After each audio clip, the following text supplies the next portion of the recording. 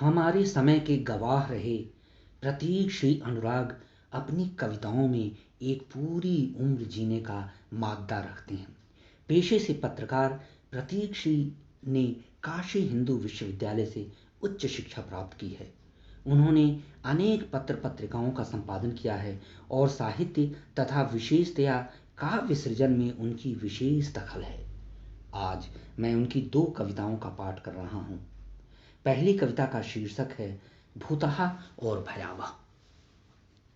भूतहा और भयावह। जीना है अब भी वर्षों कर्तव्य बोध में।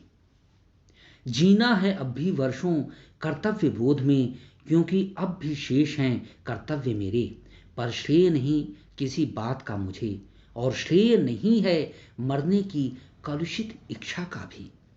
भले ही जीवन दूषित हो, यह आराम हराम है। ठहरना व्यर्थ है कहीं, अब देर मत करो, चलते ही चलो ओ मेरे प्रियवर। यादों की संदली महक तोड़कर सब बंधन चल पड़े थे तुम पल छिन। नहीं पूछोगे क्या गुजरी थी मुझ पर उस दिन।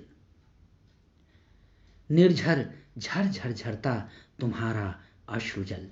छुआ था मैंने मन की आंखों से, देखा था मैंने अपनी हथेलियों से। पर समय के कुछ कदम आगे जाते ही यह क्या हो गया, उफ क्या हो गया। अब कैसे कह दूं कि वे मेरे अपने हैं, जिन्हें संजोए रखता हूं दिन रात सुबह शाम। मंदिर में चढ़े फूल की संदली महक सी उड़ के अंदर।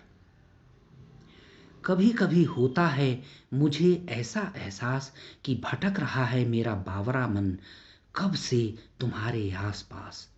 तब क्यों अपना सा लगने लगता हूं ख्यालों में आबद्ध कर तुमको अनायास। और उस सुखानुभूति में ओढ़ लेता हूं चंदहली चादर तुम्हारी यादों की बिंदास। तुम्हारे पास आकर तुम्हें भर बटोरने की कोशिश करने लगता हूं।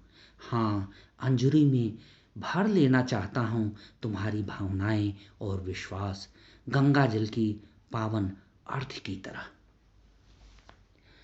दूसरी कविता का शीर्षक है नियति का सुख।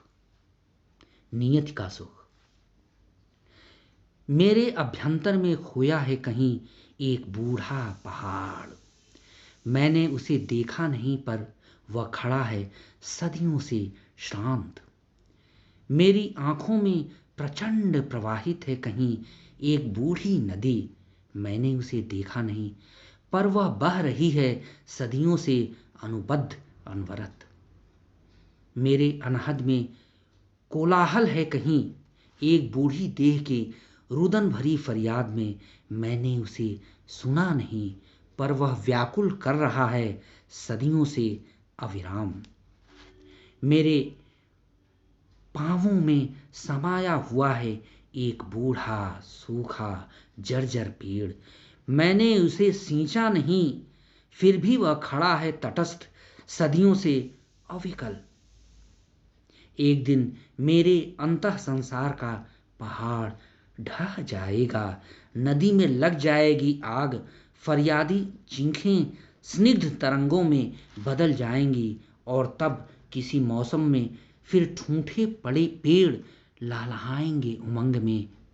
वह सब देखने के लिए जिंदा रहूं या न रहूं, लेकिन सुकून यह है कि मेरे दामन में होगा संतोष का अविकसित आकाश, कि आने वाली नस्लें भोगेंगी नियति के परिवर्तन का सुख।